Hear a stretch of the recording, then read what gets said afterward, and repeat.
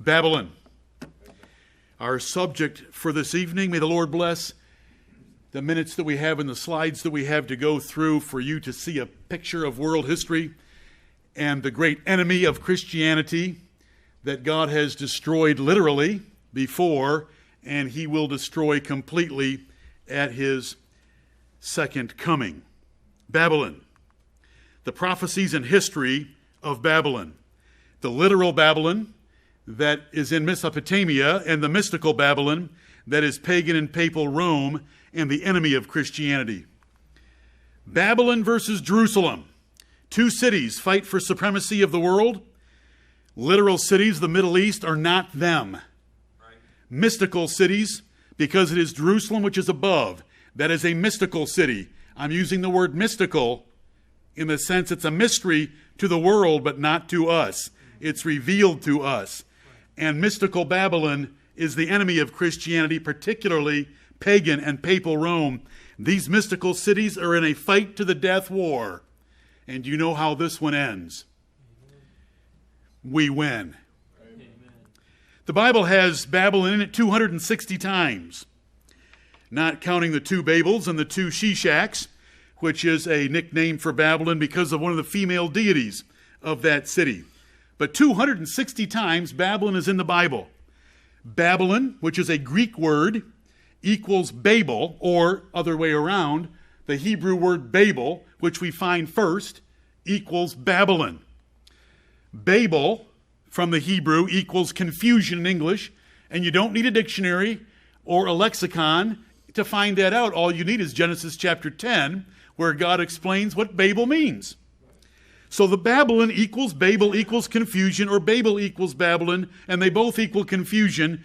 And as that email that I read to you earlier this evening from a Roman Catholic, they are incredibly confused because the Bible tells us that God has sent Catholics strong delusion to believe a lie. 2 Thessalonians 2, 9 through 12, where the man of sin is under consideration, which is the head of mystical Babylon, partially literal Babylon, the popes of Rome.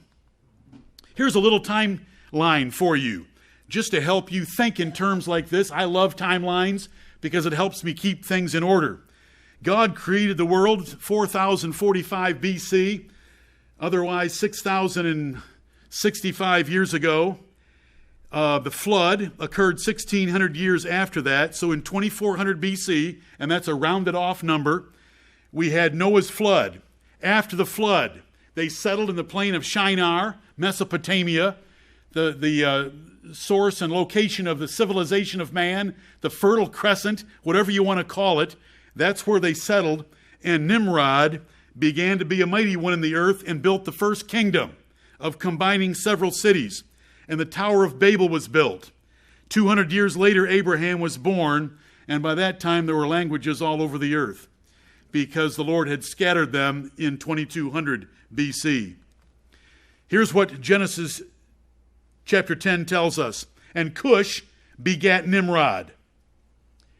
He began to be a mighty one in the earth, one of the great leaders of the pagans and God-haters in the world. He was a mighty hunter before the Lord, wherefore it is said, even as Nimrod, the mighty hunter before the Lord. And the beginning of his kingdom, notice the beginning of his kingdom. When he started to build his kingdom, he built it at Babel, where they raised a tower, the Tower of Babel. And so we have the word Babel in Hebrew, which is Babylon, as equal, it's an equal synonym in Greek. And Erech and Akkad and Calneh in the land of Shinar, which is a plain in southern Mesopotamia. So this is the first occurrence of Babel or Babylon in the Bible, started by Nimrod. And the whole earth was of one language and of one speech.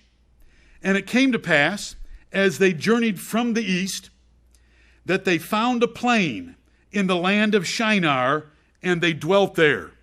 So they're all together in one place in the land of Shinar. Now, this is a picture of the hemisphere we're not part of. And so you can see India here, and you can see Africa, and this is the Arabian Peninsula, and there's the Persian Gulf, And here's the Red Sea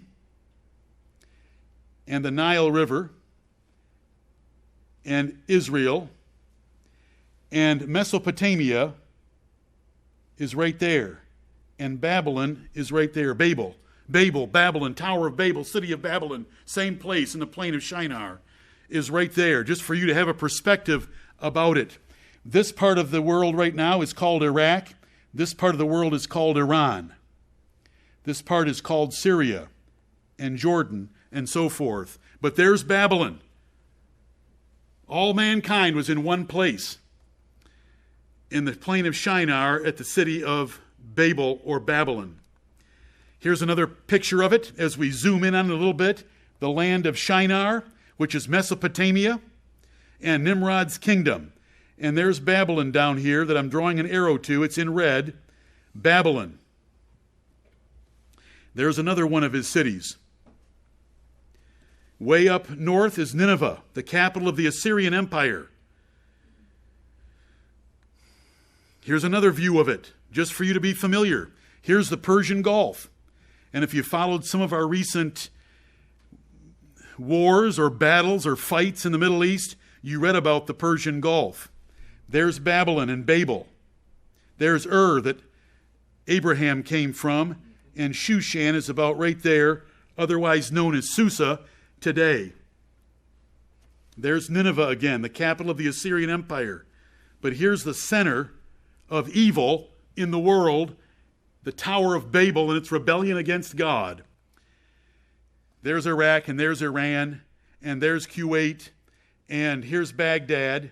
And our brother Donald was in Baghdad. It's 60 miles to the north of Babylon. Babylon is just down the Euphrates River 60 miles. Here's another view of it. Here's of the Chaldeans, where Abraham came from. There's Shushan, the palace, known as Susa today. Daniel was there, Esther was there, and so forth. But here's Babylon, right here, in the middle of Mesopotamia, what is today Iraq. I think I've gone over this enough times. I hope that you're comfortable with it, though, so that you can see Mesopotamia, that's where men did start. The Garden of Eden was there, because we're given the rivers that surrounded the Garden of Eden in Genesis very early. And then they came back here after Mount Ararat. Notice up here in Turkey, we have Mount Ararat, and they came back down to the plain of Shinar, and there they built the Tower of Babel.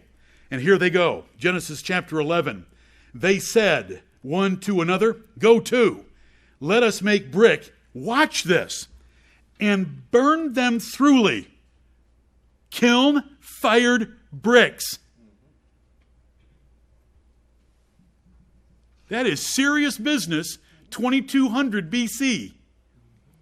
And they had brick for stone, and slime had they for mortar. Bitumen, or what we would look at as asphalt, in order to put this tower together. And they said, "Go to, let us build us a city and a tower, whose top may reach unto heaven, and let us make us a name, lest we be scattered abroad upon the face of the whole earth." God is against United Nations efforts, and here was one of the first ones. And he tells us in Acts chapter 17 through Paul's mouth and Paul's inspiration that God has determined beforehand the boundaries of all nations, that happily they might seek after the Lord by not getting together to where they think they're invincible. Right. Genesis 11. There's an idea. Kind of ridiculous, since the Babylonians never built anything that looked round like that. I don't know why they think that it has to be round, like that, or like that, or like that. Which one do you like the most? It doesn't matter, because no one's ever seen it. But we do know that Babylon didn't build towers like that. Babylon built towers like this, called ziggurats. Seven levels. Genesis 11. This is our God, and he's just the same today. We sang he's just the same today. And the Lord came down to see the city. He came down to see the city of Babel, or the city of Babylon, and the tower, which the children of men builded. And the Lord said, "Behold, the people is one. I don't like them when they're one. and they have all one language. And this they begin to do, and now nothing will be restrained from them, which they have imagined to do. Go to, let us go down, there's the Trinity in action, and there confound their language. They only had one language, that they may not understand one another's speech. I'm going to break it right down to individual men, that they're going to have a unique language themselves, and others will not have it. This is our God. Amen. And people say, God is not the author of confusion. He absolutely is the author of confusion. This is the greatest exercise of confusion in human history. One another wouldn't understand each other. Genesis 11, so the Lord scattered them abroad from thence, from Babel, upon the face of all the earth, and they left off to build the city.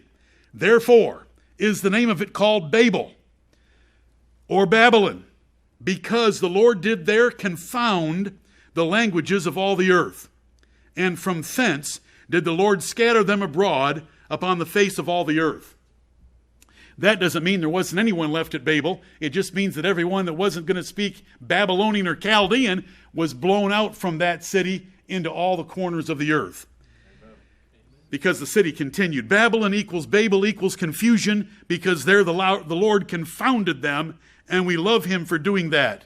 And listening to a foreign language just for a few minutes, listening to Chinese or listening to German or listening to them both at the same time will just make your skin crawl with the differences in the languages that God made that are totally natural to them, totally unnatural to us, just like our English is to others.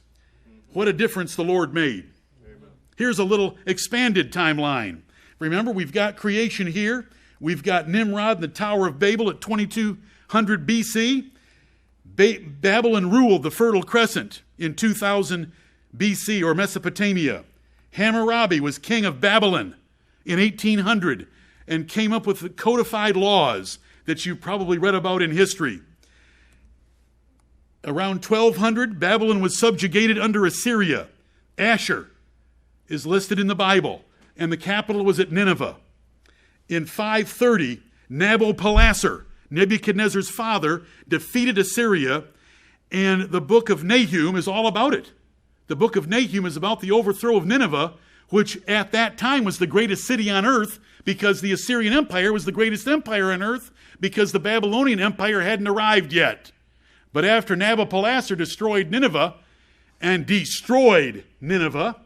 to fulfill prophecies for that city, then Babylon became the center of a new empire, the Neo-Babylonian Empire under Nebuchadnezzar, Nabopolassar's son. In 530 BC, Nabopolassar defeated Assyria, right here, 530. His son took over shortly thereafter, Nebuchadnezzar II, and in 526 he took the first captives from Jerusalem, which included Daniel. So from 526 to 456, how many years is it? 70. For the 70-year captivity. In 507, about 20 years later, Nebuchadnezzar came and leveled the city of Jerusalem and its temple. In 456, Cyrus took the city of Babylon. In 420, a few years later, the Persian Empire, because they were from Elam, E-L-A-M, farther east, Persia, Iran. They weren't from Iraq. They were from Iran. So they moved the capital to Shushan, which is Susa today. And so Shushan replaced Babylon as the leading city in the world. And so Babylon began its long, terrible decline to mounds. It ended up being nothing but mounds. In 323, it took a while to do this. Alexander the Great died in Babylon, thinking that he was going to rebuild it. God wasn't going to let anyone rebuild Babylon. 2 chief men have died that you know. Alexander the Great died in Babylon, thinking he would rebuild it, and Saddam Hussein in the 1980s thought he would rebuild it. And he thought he was Nebuchadnezzar III. He had bricks inscribed like Nebuchadnezzar had them inscribed 2,500 years earlier. But you know what our boys did to him. Okay. Emperor Trajan of the Roman Empire, living in these years, went and visited Babylon. Here's what he said about it. Nothing but mounds and stones and ruins. Okay, now I'm still working through a timeline. We're up to Alexander the Great, but we're still 323 BC. We have a Babylonian Empire. We have a Persian Empire. This is a Greek Empire. This is the remains of the Greek Empire right here. Seleucia, because the Seleucids, one of the 4 generals of Alexander the Great, divided up Alexander the Great's empire, and they took the part that included Babylon. They called it Syria, and it was the Seleucid Empire, and they built Seleucia, which is up on near the shore of the Mediterranean Sea, hundreds of miles away from Babylon. So Babylon continued to decline into obscurity by these changes. Now look at, I hope can you figure out how much time is between those 2 dates? 2 millennia, 2,100 years. The mounds were not opened until 1800. It was a city uninhabited where doleful creatures inhabited the place. No Arabian pitched his tent there. There were no sheep there. God destroyed it like he destroyed Sodom and Gomorrah. This is our God. Amen. He's my Father in heaven. I do not worry about politics. He's got them fully under his control. That is 2,100 years. And it wasn't until after 1800 that those mounds were first explored. And then a German began in 1889, and for about 20 years he went nuts over there and found lots of neat stuff down under the mounds. Then in 1980, Saddam Hussein thought that he would rebuild it, make it the new capital, and restore Iraqi confidence in Iraqi nationalism, which would make sense. They didn't have anything else going for them.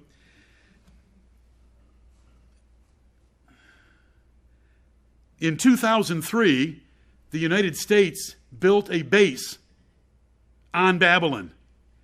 And the archaeologists of the world did not like us. There was a serious issue about the coalition forces, and the coalition forces were 90% U.S., building right on the ruins. And we pulled out of there after a couple of years, but do you know what we do when we build a base? I mean, we level the place. And there's fuel in the ground, and it was a mess, and trenches dug, and huge earth-moving equipment that messed up the poor archaeologists. But in 2009, the ruins were reopened, and we'll see them. Here's a picture, a drawing of what it may have looked like. It was on both sides of the Euphrates River. This is the Euphrates River that runs right down through Mesopotamia. It is the river, the great river in the Bible. And so we've got a part over here that's west Babylon, and over here is East Babylon. It has an inner wall, it has an outer wall, and it has one bridge connecting the two sections, and underneath it was a tunnel. There was no tunnel built like it for 4,000 years. An underwater tunnel was not duplicated until the River Thames in England 4,000 years later. Now, it's not that long. It's only 1,000 yards long, but it was underwater, 12 feet high, 15 feet wide, and connected two palaces. There's another picture of that mighty Euphrates River flowing right down through the middle of the city with these giant walls all the way around it. And the estimates of the walls range all over the... Herodotus is said to be the father of history. Herodotus said that these walls were 35 stories high. What's our tallest building in Greenville? 20? 18? 30, he said 375 feet. Well, I'm going with Alexander's measurements because of the most conservative, so that no one can say I'm exaggerating, and he said 75 feet high, 35 feet wide, 6 chariots side by side, or a 4-horse chariot could turn around without doing a 3-point turn. Why'd we ever have to do a 3-point turn anyway? But anyway, a 4-horse team could turn a chariot around on the wall. Just ideas of what the city of Babylon looked like. It was the center of the world at various times, and the center of the evil in the world at various times. Just different drawings of a ziggurat in the middle of Babylon. Again, you won't see round towers in anything the Babylonians built. This is procession way, very, very important. And so this is a drawing with some color in it for procession way. Now those archaeologists from Germany, digging with their little trowels, very carefully found pieces of bricks with this blue glaze on them. Now, do you want to talk about putting a puzzle together? This is a puzzle put together, and it's in a museum in Germany. And that is the Arch of Procession Way, 45 feet high and 32 feet wide. Glazed bricks with their favorite color of blue. And this is up close of one of those snake dragons, and this is in the Detroit Institute of Art. But it's from that, which is from this city. Now, this is not a good view. I had all different kinds of angles. This is the Babylonian lion. They found this intact. Its face is worn down a little bit, but this is a lion over top of a man, just showing total dominion of the world. Look at that lion. That is a man lying on his back, utterly helpless, with this 700-pound lion on top of him. Here's a Babylonian lion. And if you go to Daniel chapter 7 and read what God pictured Babylon as, a lion with wings. Babylon is the great enemy of God and his people in the Old Testament for its Tower of Babel, for its destruction of Jerusalem and Solomon's temple, and for blasphemous use of holy vessels to the god Marduk in Belshazzar's feast. We read about Babylon's origin in Genesis 10. We've done that. Sunday, we're going to learn about Babylon's destruction in Isaiah 13, though foretold 200 years in advance. And we read of mystical Babylon burning in Revelation 18. Not really going by the name of Babylon, but by the name of Rome. Babylon reached its greatest glory and power under Nebuchadnezzar, for God gave him all the nations of the world. Nebuchadnezzar was his servant. He said Nebuchadnezzar was a king of kings.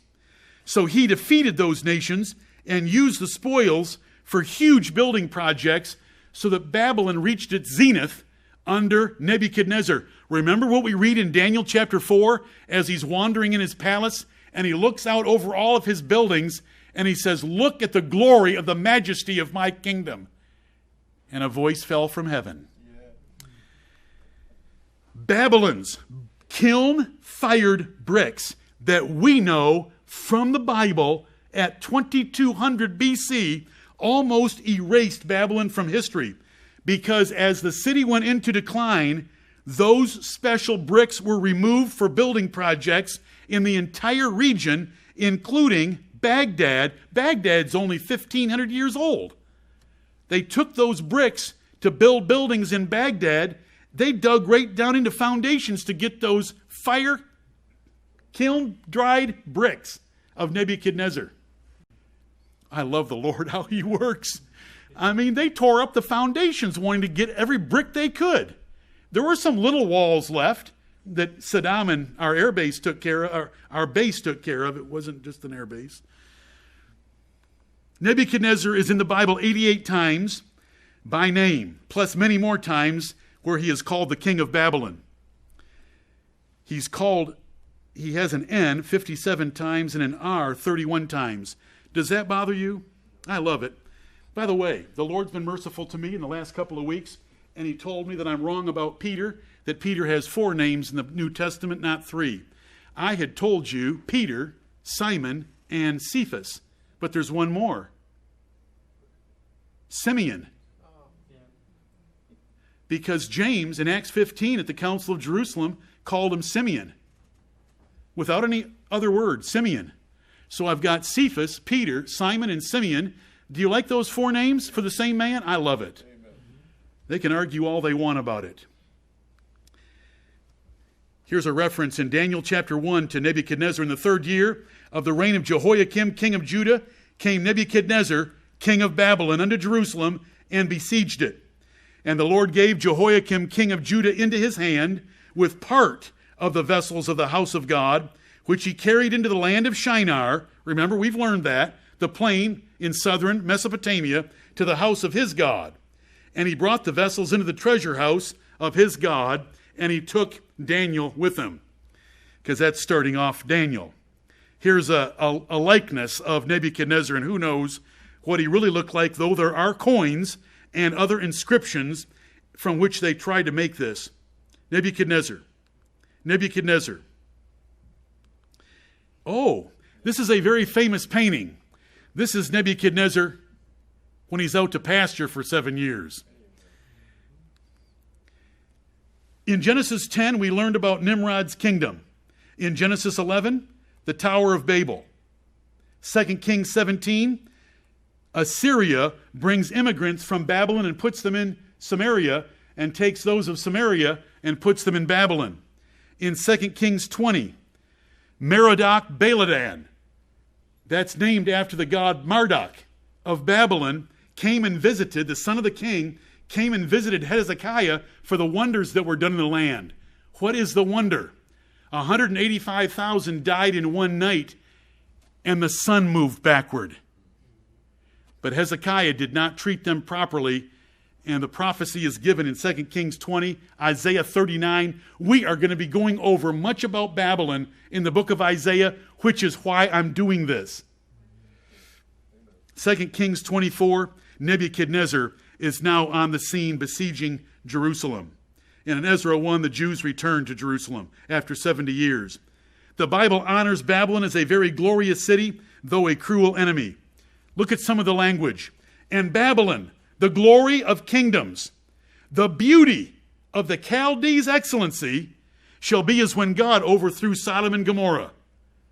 The great city of the earth is going to be leveled and disappear. Thou shalt take up this proverb against the king of Babylon and say, how hath the oppressor ceased? The golden city ceased. Exclamation point in your Bible. She is called the Lady of Kingdoms. She is called the hammer of the whole earth. She is said to be abundant in treasures because of all the nations that she ravaged and took their treasures. The praise of the whole earth is surprised. And here Babylon is called Shishak after a female goddess of Babylon, because you can tell that it's about Babylon.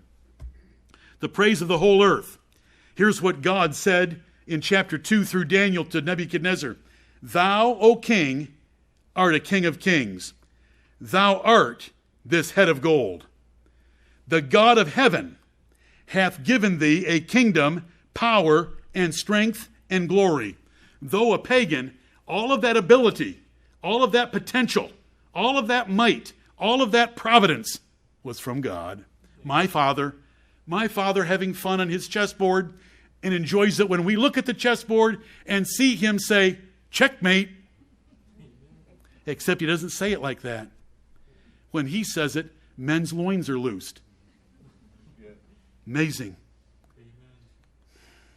It is thou, O king, that art grown and become strong. This is Daniel 4, with Daniel warning him. Thy greatness is grown and reacheth unto heaven, and thy dominion to the end of the earth. God's given you everything. You rule the world right now, what God considered the world. But the watchers have been watching you, and you're not humble enough, and so I'm going to humble you.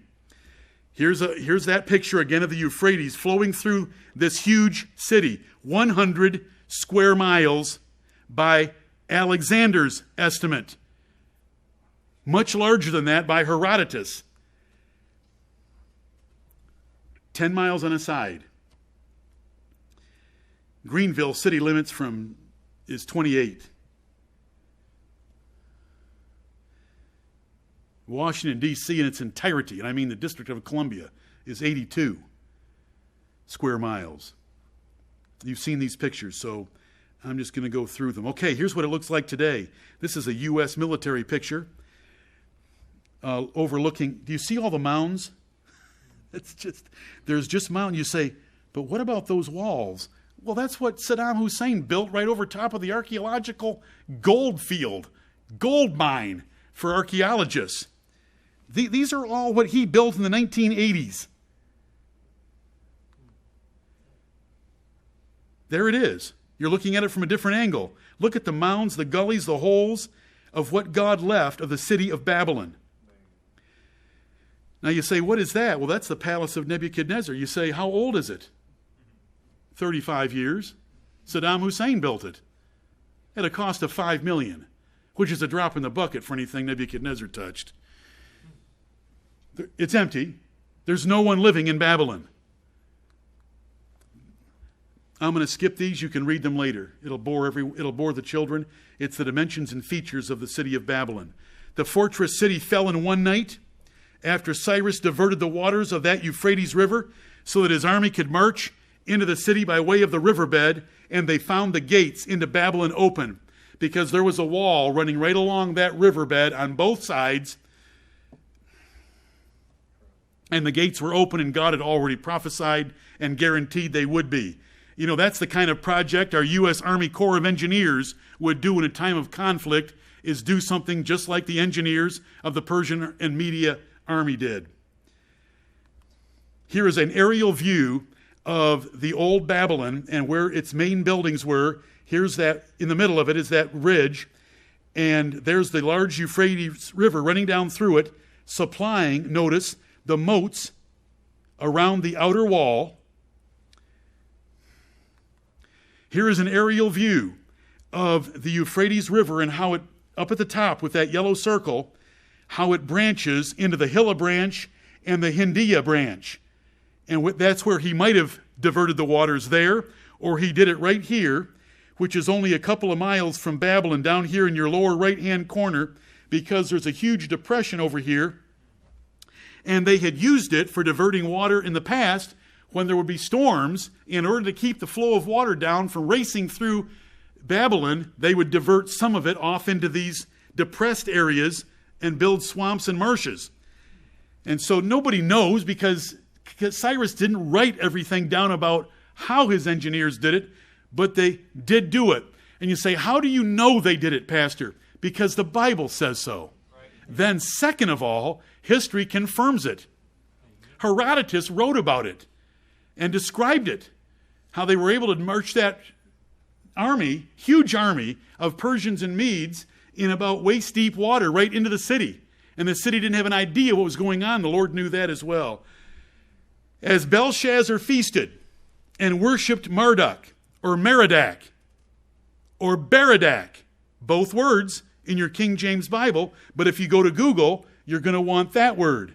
Marduk, the chief deity of Babylon, with vessels from the temple in Jerusalem, God wrote on the palace wall that he had flunked heaven's test. See, I love my God. He tests men. And when they don't do it his way, he flunks them. And when he flunks them, it's not good news. And he flunked them. He flunked him. Babylon had been given to his enemies. And Daniel got to tell him that good news. There is Belshazzar looking at the wall, and Daniel's explaining it. Now, in that picture, Daniel looks to be about 45 or 50 years old. How old was Daniel at this time? Closer to 90, because he'd already been there 70 years as a captive.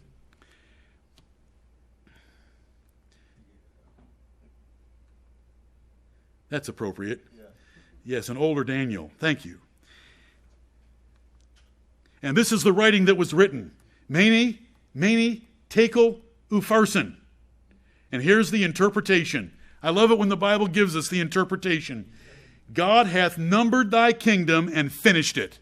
Amen. Thou art weighed, this is the test from heaven, in the balances, and art found wanting. Thy kingdom is divided. It's cut away and broken away from you and given to the Medes and Persians. Wow, what a sentence. This is our God. He hasn't changed. Do you believe the song we sang? He's just the same today. Do you think World War II was harder for him than this? Nothing's harder for him. It's all easy. Never worry about politics or about power. For our God and his watchers, that's the angels, are in full control of both at all times. Amen. A timeline again. Nabopolassar defeated Assyria and leveled Nineveh, their capital. Nebuchadnezzar II took over. He leveled, remember this date and this date is 70 years apart, because this date here, 526, is when he took Daniel captive. And the Jews came back in 456 for the 70 years. In between, he leveled Jerusalem. Shushan replaced Babylon as a place of importance. Though Alexander went there and thought he could rebuild it, he didn't. And there's what the emperor from Rome said, nothing but mounds. And there's those dates again of what happened. And it wasn't until the 1800s that somebody went out with a shovel, dug a little ways down into a mound, and found stuff. Like I showed you the pictures of. There's a bunch of mounds. And anything you see in there that looks like it's pretty put together, well, Saddam Hussein built it with modern bricks right over top of all the archaeological finds. Our God, the only true and living God, foretold these events by Isaiah 200 years before they occurred, and by Jeremiah 100 years before they occurred. The chapter, there's about 15 chapters that you want to learn. For those of you that love the Bible and love history, there's some chapters that you want to memorize, like Isaiah 13, Isaiah 21, Isaiah 41 through 48, like Jeremiah 25, Jeremiah 50, Jeremiah 51, all about Babylon in detail.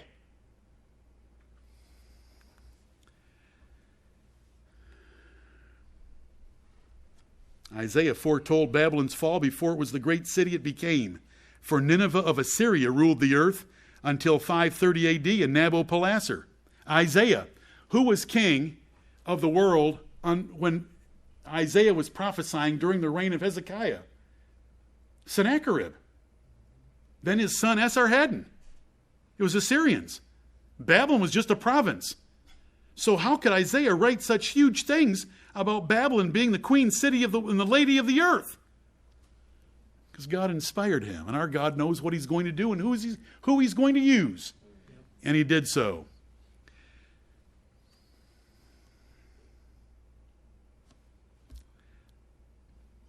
I have too much fun.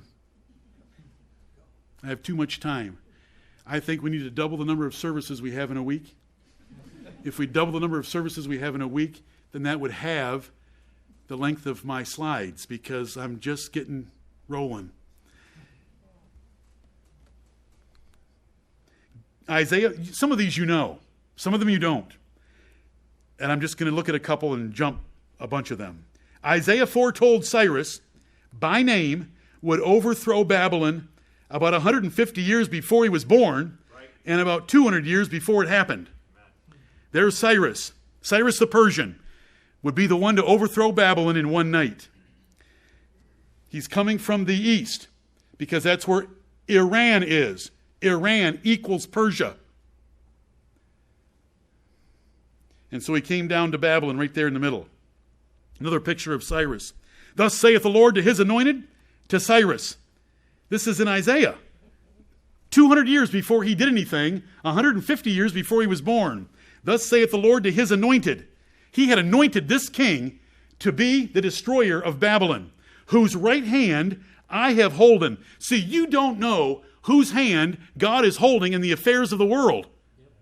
Just trust that he's in charge. He's either got their hand or he's got their neck. He's got either one. And either one works, because they're both used for our benefit. Whose right hand I have holden, to subdue nations before him, the entire Babylonian empire and all of its nations. I will loose the loins of kings. What happened to Belshazzar when a hand came out and wrote on the wall? Go read about it. His loins were loosed. To open before Cyrus the two leaved gates, and the gates shall not be shut. So they're down there in that deep riverbed, in just leg-deep water, and the gates that should have protected the city from an attack or an assault from the Euphrates are open, because they're so confident that they would be a city that could live forever and could withstand any siege. Nebuchadnezzar had stockpiled food, put terraced gardens in that place, and the flow of water from the Euphrates, 20 years, no problem. One night. I just love the Lord. Amen. Do you know what Isaiah 12 tells us to say?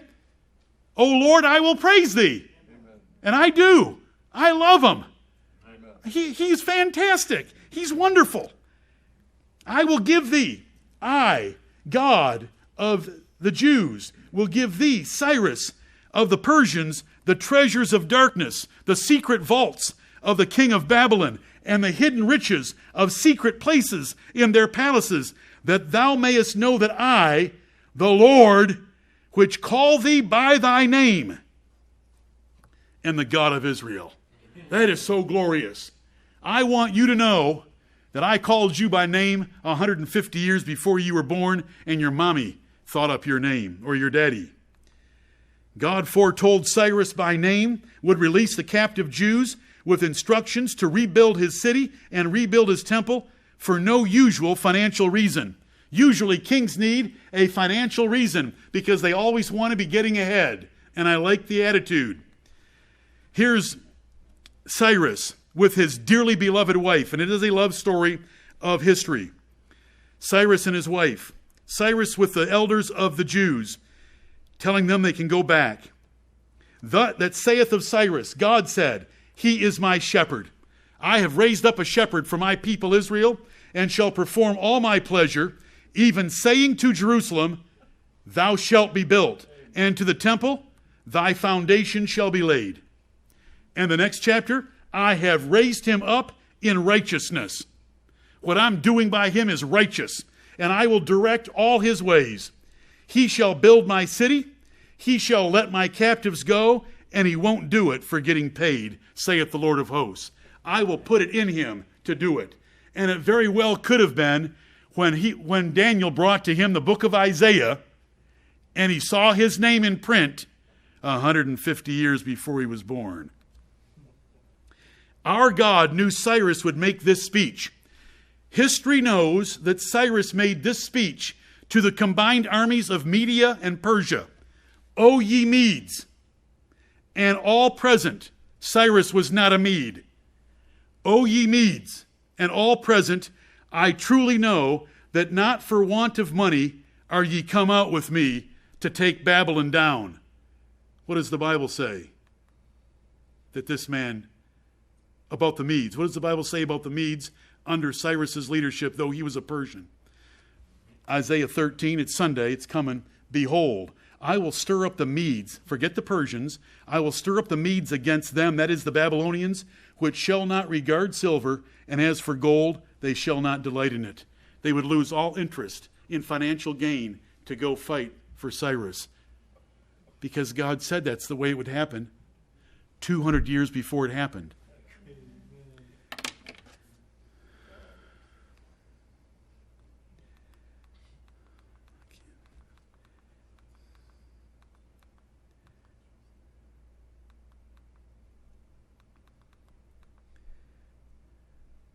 Would the elect remnant think about historical Babylon? What psalm do we turn to? Psalm 137. Here's what it sounds like. By the rivers of Babylon, there we sat down. Yea, we wept when we remembered Zion. These are the captives being taken on the 1,000-mile route from Jerusalem to Babylon. We hanged our harps upon the willows in the midst thereof. For there they that carried us away captive, the Babylonians, required of us a song, and they that wasted us required of us mirth, saying, Sing us one of the songs of Zion. O daughter of Babylon, who art to be destroyed, happy shall he be that rewardeth thee as thou hast served us. Happy shall he be that taketh and dasheth thy little ones against the stones. That is Psalm 137 about Babylon. What does Jesus Christ in heaven say about mystical Babylon? And there followed another angel, saying, Babylon is fallen, that great city, because she made all nations drink of the wine of the wrath of her fornication. And upon her forehead was a name written, Mystery, Babylon the Great, the mother of harlots and abominations of the earth. Babylon versus Jerusalem. Mystical Jerusalem and its king wins. Amen. The martyrs and you will assist in executing judgment and vengeance on her and her king. And her king is the old serpent himself, the devil. Jerusalem wins. Babylon loses. And there's world history for thousands of years, from Genesis 10 to Revelation 18, your burgundy hymnals, 226, and we go home. Hail the day so long